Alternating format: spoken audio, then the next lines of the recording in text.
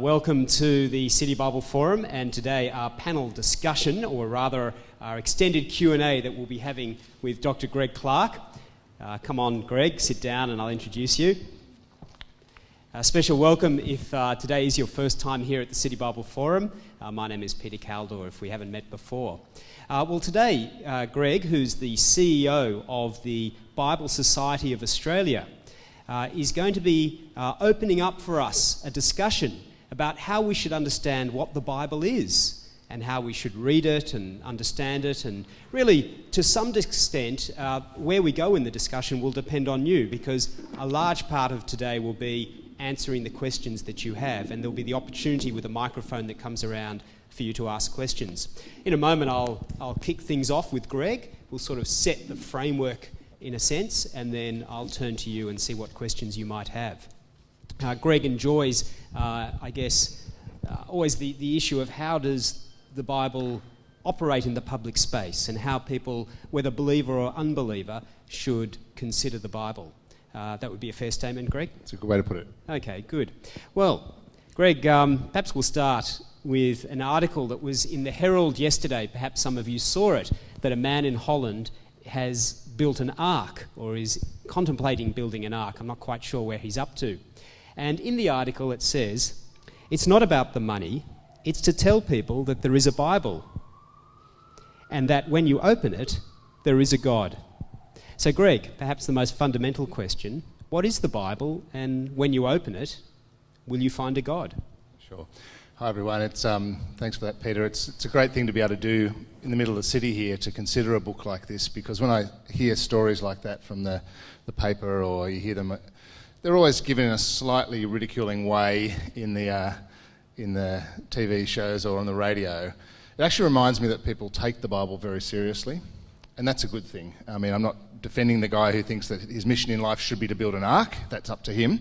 But actually taking the Bible seriously as something you would look to find meaning in life is wonderful. And I think that's one thing that people have lost to a large extent in our broader society.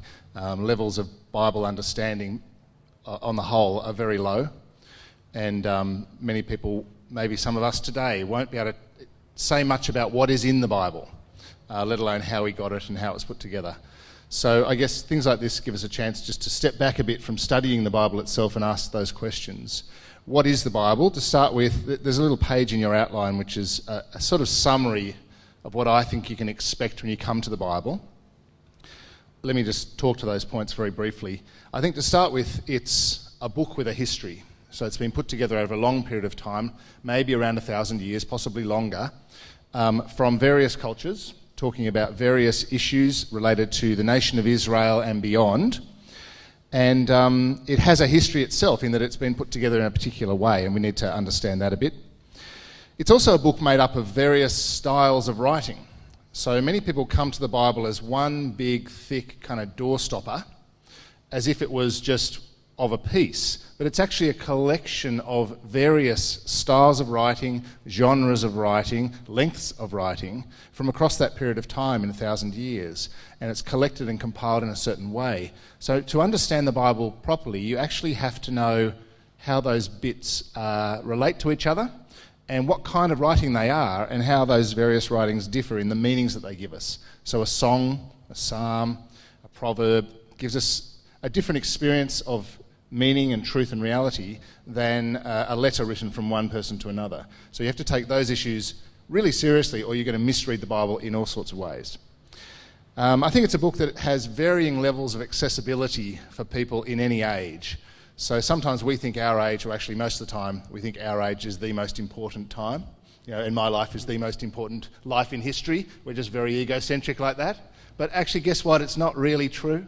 I don't know if you've come to that conclusion yet. It tends to hit you in your 40s, maybe a bit earlier if you're lucky, that you're not actually the centre of all reality.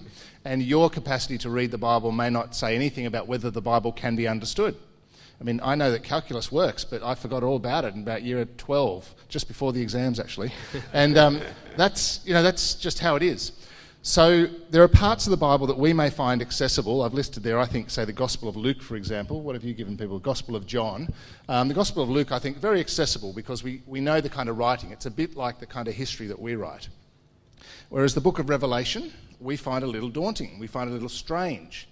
Now, back at the end of the first century, that might have been reversed, because the book of Revelation is written in a style called apocalyptic writing, which, had been around for a while at that point, and people kind of got the way it used symbolism and got the way it used colours and who it was referring to, and all those things were much more accessible than they are to us today. So don't assume you're the key to understanding the Bible yourself.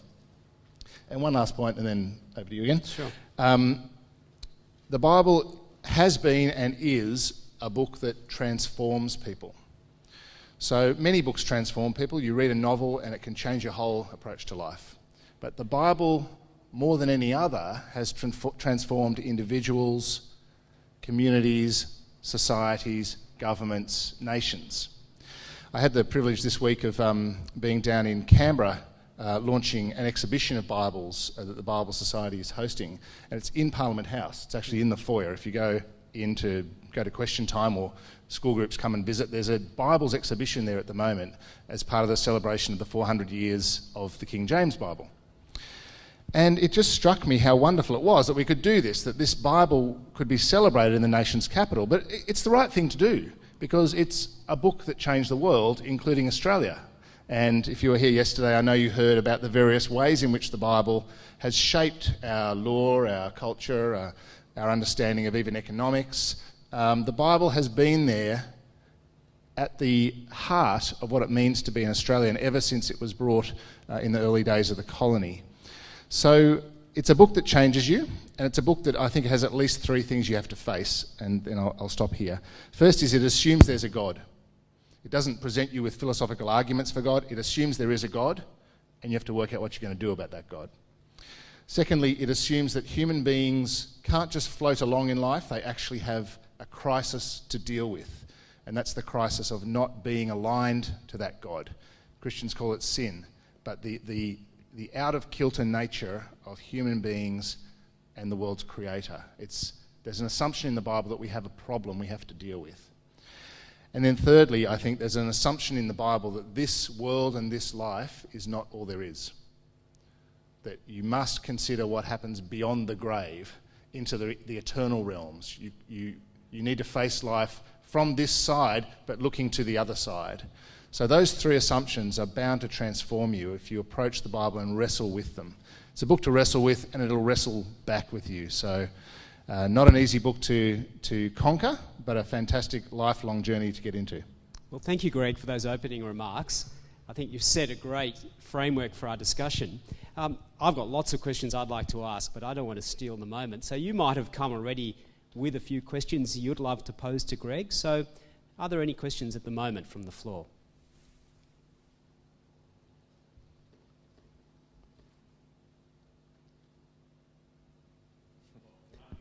Yeah, please. Warm us up, Al. Right, okay, thanks. Dr. Clarke, the world was supposed to end on the 21st of May, right, and apparently it didn't. Harold Camping reckons he read the Bible and worked that out, and every now and then there's kind of loopy people who do this. Why is that? What's that say about the Bible and the way people... Because today, you say, oh, well, I believe the Bible. People use this as a big stick to hit you with, and I guess you get hit with it. So what do you think? Thanks, Reverend Stewart. It's true that Harold Camping looked to the Bible to come up with his dating for Revelation. It's also true that the Bible does have to be interpreted, like any book. I mean, that's the nature of reading, is to interpret what you're reading. So it's also true that you can be mistaken in your interpretation of the Bible. Now, people often don't believe that these days. They'll say every interpretation is equally valid. It's just not true. Harold Camping is a great example of that. His interpretation of the book of Revelation as telling him that on that day the world would end was wrong. He wrongly interpreted the Bible. Now, I don't hate him for that. I'm sad that a lot of people were led astray by his wrong interpretation of the book of Revelation there and other parts. And I would love to offer something of a way forward with the book of Revelation that I think is a better way to go. You can test mine, and if I give you a date, then you can test my date and see if that works out. But I'm not going to give you a date. So something like the book of Revelation, you start with the idea, when was this written, and why and how? What do we know about it? So we know that it was written roughly the end of the 1st century, somewhere around there. So after the period of time when the church has begun to be established, and during the period of time when there's a beginning of crisis between the Christians, the new Christians, and the Roman Empire. And so it goes into that sort of context. So with that little bit of information, you can already start to interpret it carefully. Say, okay, it was written around that time, probably for some purposes around that time. So you start to explore that. Then you can say, well, what kind of writing is this? What kind of book is it? It's visionary literature. It's got pictures of four-headed beasts, colour symbolism, number symbolism. If you've ever tried to draw the book of Revelation, you really can't do it. It doesn't sort of fold out really as a story. It's a kind of vision. It's visionary literature.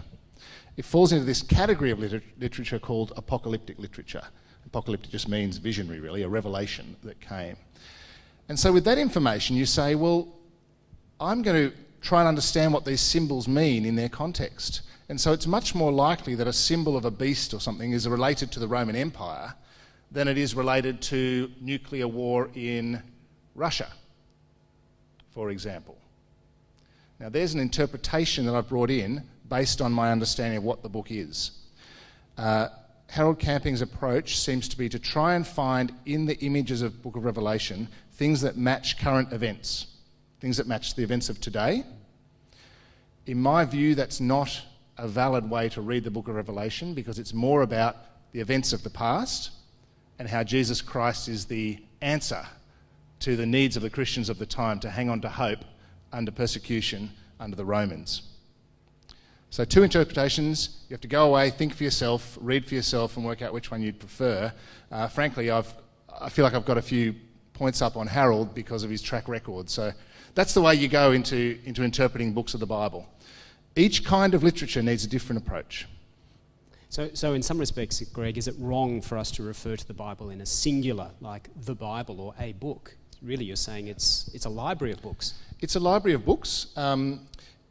I think it's fair enough to refer to it as a book because it has been put together in a certain order and a certain shape to tell an unfolding account from Genesis, the story of beginnings, to Revelation, the story of how things are going to be.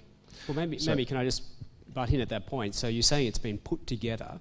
There's obviously been a lot of written, a lot of speculation about how exactly that was put together. Could we just explore a little bit further why you have confidence that what we have in front of us today actually is the right books for the Bible? I'm very pleased the Bible has been put together and compiled and edited together over time because it shows the care that people took to make sure that they were getting the right things recorded, the right things taught to the generations to come. I mean, how many faiths in the world would be happy to have 4 accounts of their leader, 4 Gospels, Matthew, Mark, Luke and John, all included in the Holy Book? We're not scared of perspective. We like it. We think it's great that we have Matthew's account of what Jesus said and did. Wonderful that Mark has a slightly different kind of account. And Luke himself was a bit of a historian and decided to tease out all the details and even write down even more. And then we've got John, which is another gospel, but quite different in style, exploring the kind of metaphors of who Jesus was. That doesn't bother us because that shows care and attention to how you put things together. So we know the Bible was put together over a large period of time. And in fact, if you read the Bible, you can see key points in it where they talk about how it was put together.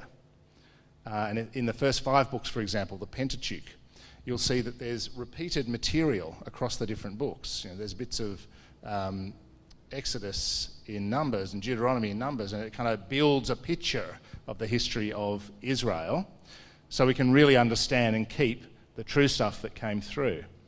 Likewise, when you come to the Psalms, for example, they're a collection of the writings of David and other psalmists put together as a book of teaching over time. So we don't really hold any fear that something being compiled means it's less true. It actually means people have paid a lot more attention to keeping the good stuff and making sure the stuff that was erroneous or we couldn't rely on was actually taken out. Okay, but again, I'm keen, perhaps you can indicate to Russ if there are some questions, but maybe just before we take that one question, but how do we know that, I mean, that hasn't fully answered, I think, my question. How do we know that what was then recorded actually has been accurately transmitted, that what we have today is a true version of what was originally written? Let me say this. We can be very confident, but we haven't got every question answered. We have to be honest about that. So especially when it comes to the Old Testament, we have less understanding of where all the parts come from. We have some understanding, but not as good an understanding as we do of the New Testament. But we keep finding things that confirm the reliability of the Old Testament. So for example, the book of Isaiah. It was thought that we had a fairly corrupt version of the book of Isaiah in our Bibles in the 19th century, that we couldn't rely on it at all. Then the Dead Sea Scrolls were discovered in the late 1940s in the caves in Qumran. And there was a scroll of Isaiah that was found that I can't remember exactly the dating of it, but written much closer to our times. And its difference from the one that we're relying on is very, very tiny. So the accurate the way the scribes cared about the accurate transmission of the manuscript comes through in that this scroll, written much, much later, copying the same text of Isaiah, is very, very accurate. Okay. I've had a chance to see that, and if you go to Jerusalem, you can see it. It's on display there. It's a fantastic thing to see. I'll have to remember to look that up. We've got a question. Yeah, Greg, you say that the books have been put together, arranged meaningfully, so they're sort of logically consistent, I guess. So I often hear the comment that the Bible contradicts itself within and across the books. What's your response to that? Yeah. It's a fair question to ask. If we're going to say that this book is going to transform your life, it's very important, you've got to pay attention. Well, let's see if it's internally consistent. I think that's a fair question for people to ask. Unfortunately, most of the inconsistencies people find, most of the contradictions, are to do with this misunderstanding of the kind of literature. So they may expect to get a tight scientific answer about the origins of the world from an account in the book of Genesis. Or they may expect to get number accuracy out of a story where number accuracy didn't really matter to the actual writer at the time. He wasn't trying to make sure he got the precise number into the history. So I've seen a chart, someone showed me a chart once of all the contradictions in the Bible. And it's this they've connected one book to another wherever they found a contradiction. It's this kind of wave of problems, that sort of strikes you, oh no, there are so many contradictions. But actually, that's the kind of thing that an engineer might come up with. Let me just say this. Any engineers in the room? Engineers? Apologies. An art student, like myself, would say, you've just compared apples to oranges in those contradictions. You tried to compare a book that's history with a psalm and say there was a contradiction, but the psalm was just telling us a bit of creative language about something. It wasn't trying to tell us exactly what happened. So treat the psalm respectfully as a psalm and treat the history respectfully as a history, and you won't see a contradiction at all. You'll just see two different styles of writing. So most of the contradictions fall away when you start to try and think like an arts graduate rather than an engineer. Okay. Other questions from the floor?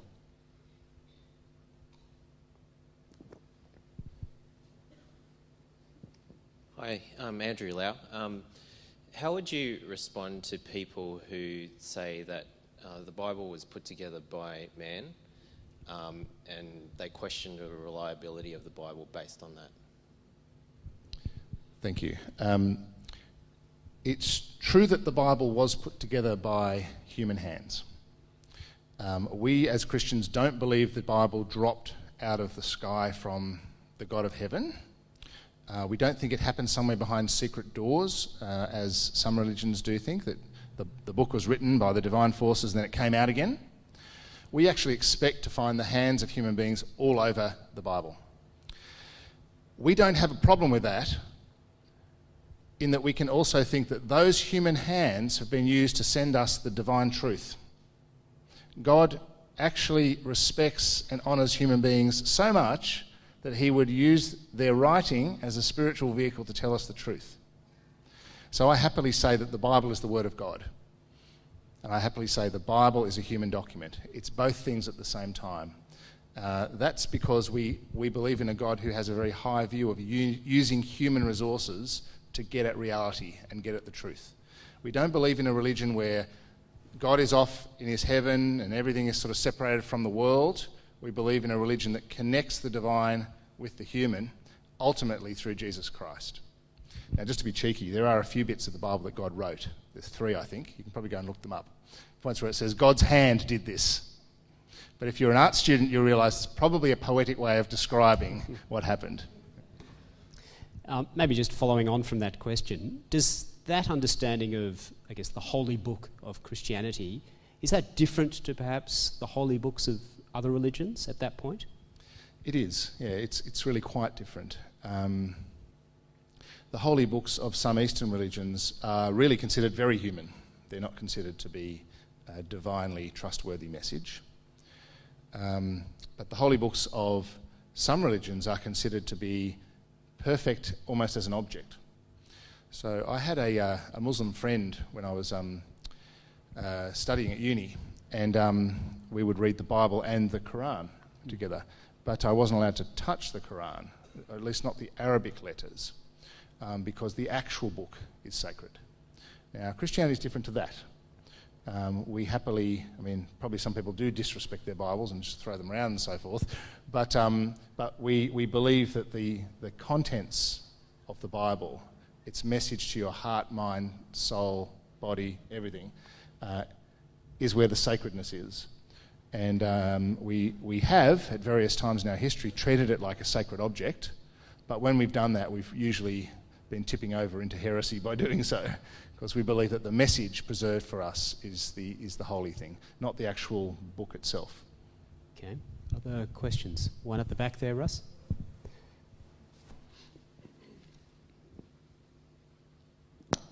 Right. There are parts in the Bible that's very hard to relate to. Often in the first few books of the Bible where it is a list of names, a list of numbers that I'm trying very hard yet find it difficult to relate to my life. And there are parts of the Bible where it is often highlighted in red font and that I've been learned from Sunday schools to memorize by heart. Are those two passages different to each other from, is one more of a word of God than the other one? Thank you. Great question. So the question, well, there are a couple of parts to that. I'll take the second part first. Sorry, I missed your name. Daniel. Daniel's reading a Bible where parts of it are written in red letters and parts in black letters.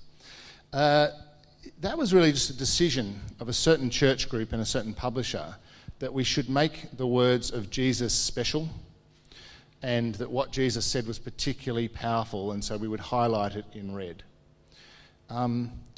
My view is that when you take Jesus completely seriously, you realise the entire scriptures are about him.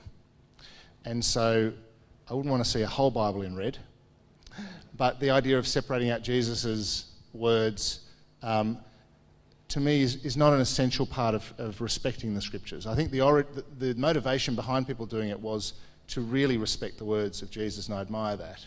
But it's a little confusing, isn't it? Because it seems to suggest that those parts have something more going on than the other parts.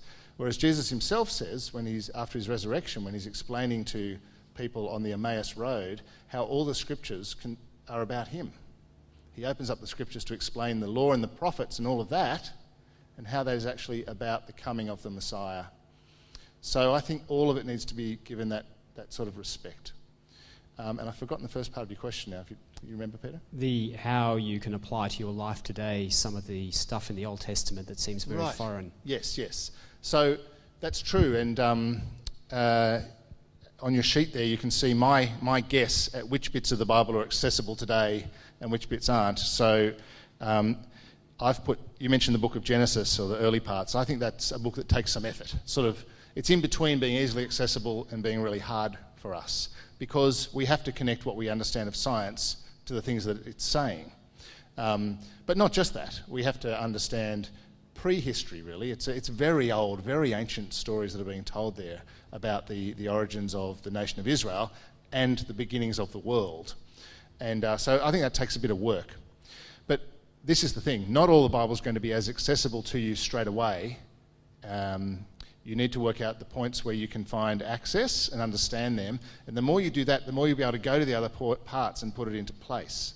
So I'm a big fan for not just saying read one book of the Bible and you're done, that's enough, but for saying start somewhere where you can understand what's going on, and then from there build in the other directions. If you read, say, a gospel, for example, the Gospel of Mark is often recommended as a good entry point, and it is, because it's a short book, it's to the point, tells you about Jesus and who he is. But from there, you might want to go back to look at, say, some of the teachings in Isaiah about who the coming Son of Man would be, or even the book of Daniel about the Son of Man, and because that idea is picked up in the Gospel of Mark. Or the Gospel of Matthew talks about lots of prophecies that the Jewish people were holding on to in their expectations of the Messiah.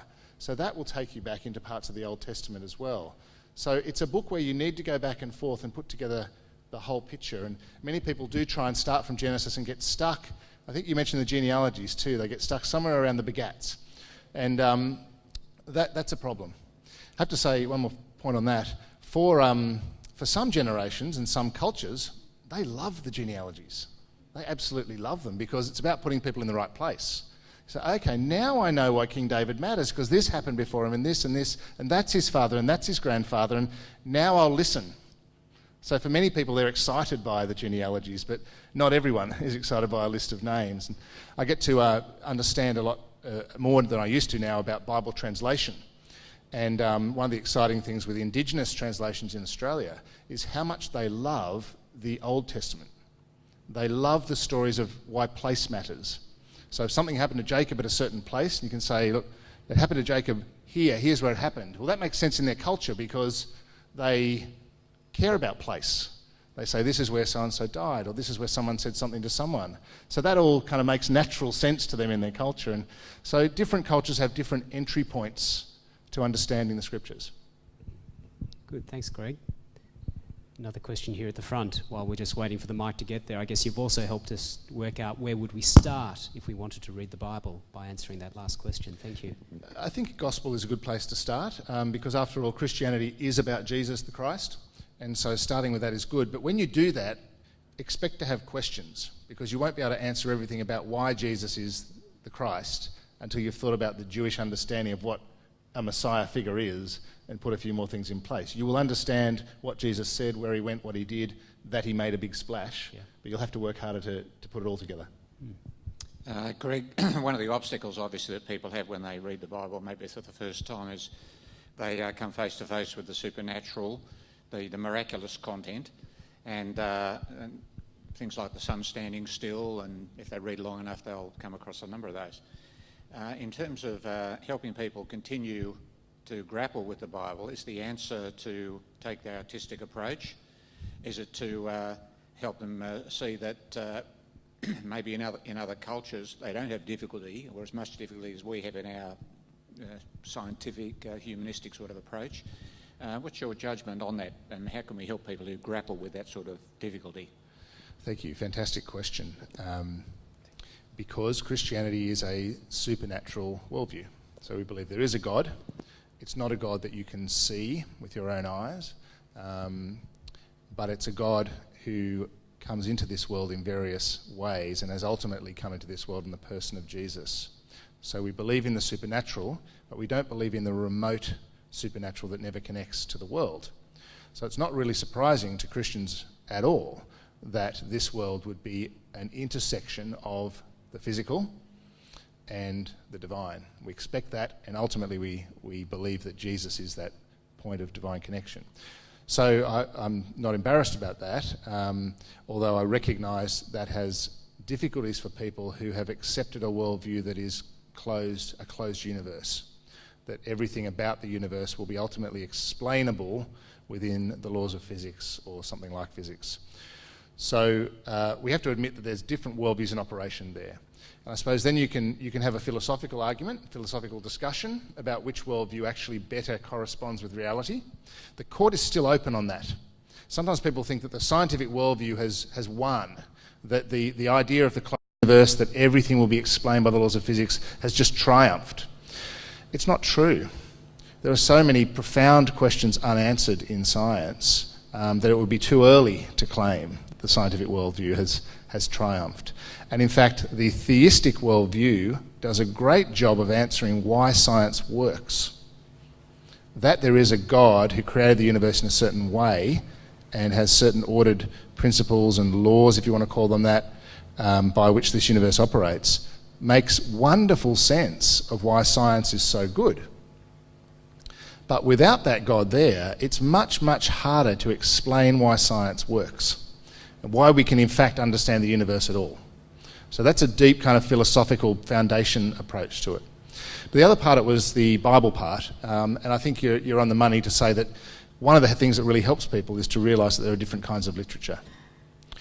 So approaching a story like The Sun Standing Still, I think the first way to approach that is as a story about God's power in action through this nation and these individuals and the profoundly moving events they experienced. It's a record of that. So you first come to it like that. You might later then want to ask questions about whether in fact the sun could ever stand still, or if you've got the science mindset going, you want to explore all that. But first and foremost, it's a narrative of things that were experienced by the people at the time, and start with that record. Yeah. And the other point on that, last point on that, is that sometimes people start with the Bible from their most difficult objections. They say, if you can't answer this most difficult objection, it's all over. I'm not going to look any further. So you can't tell me why it says in Joshua the sun stood still. Can't believe that. Therefore, I'm going to not look into the history of Jesus. I'm not going to look into the teachings of what it means to be a Christian. I just throw the lot out. I would query people who feel like that, whether that's just an excuse for not looking further, whether you find the hardest question, the one that's least likely for any of your friends to be able to solve, and say, if you can't answer that, I'm out. I think there's a better way forward, a more reasonable way forward, is to say, well, where are the most accessible points of understanding what this Christian faith is all about? Let me start there and work from there to the harder questions. So, Greg, let me see if I've understood correctly. You've argued that the Bible, in a sense, has an internal integrity, that it holds well together. And you've further argued that the Bible has actually, in recording events, has been transmitted well to us today in the 21st century, so that we can pick up the Bible today and we can be confident that we can interpret it by understanding it as a whole document, and also that the copies that we have today are faithful, are trustworthy in terms of the original copy. But the question still in my mind is, that may just mean that we have a very well-preserved fabrication or a very well-preserved lie. So is it possible to answer the question, how do we know that the Bible is actually true, that we can actually stake our life on it? Well, the Bible's a book about the world. It's about God, the world, and you. So at many points, you can examine the teachings of the Bible to see if they stack up against the world. So history is one of those points that's often talked about. So you can explore the views of the general population of historians on who Jesus is. So what do they think, regardless of whether they're Christians or not? What do they think about Jesus? And my experience of doing that has been there is stunning agreement about the basic history of the life of Jesus. And it is drawn, this stunning agreement is drawn from people who look at the Gospel of Luke in particular, but all four Gospels, and say, actually, this this reads like history. This is history. This is where I'd go. If I was just looking around, I didn't know that this book was considered sacred by a religion, this would still be my best historical document for understanding who Jesus is. So the Bible connects with the rest of the world like that. So we don't need to look at it and say, I've somehow got to magically come to a conclusion that this book is the best on offer, and leave behind all my other experience of life, history, science, whatever. But the thing that everyone, everyone that I know who reads the Bible and decides to be a Christian, the experience they have is much more like the experience of being convicted than anything else. It's the old ring of truth from the Colgate ad, the sort of the sense of, this is right. There's something in this that gets to my deepest desires, my deepest needs, my understanding of the world, and the message of Jesus Christ, God come to us in a way we can understand him, and given for us to answer our crisis of sin, our crisis of non-alignment with God, that speaks very deeply to the hearts of the Christian people that I know. So it's actually their encounter with God in the Bible that changes them. The understanding of what the Bible is, the history of it, the intellectual understanding, sometimes that comes before the conviction. For many people it comes after the conviction. There's no necessary order to how that happens. But it's the conviction that this is the truth that strikes people and actually changes them so that they want to say, I'm now a follower of Jesus Christ. Okay, thank you very much, Greg. Glancing at the clock, I can see that time is going to beat us. So, Greg, I don't think you have to race off straight away afterwards. Good. So if there are questions that have been on your mind that you haven't been able to ask, please do avail yourself of the opportunity of talking to Greg.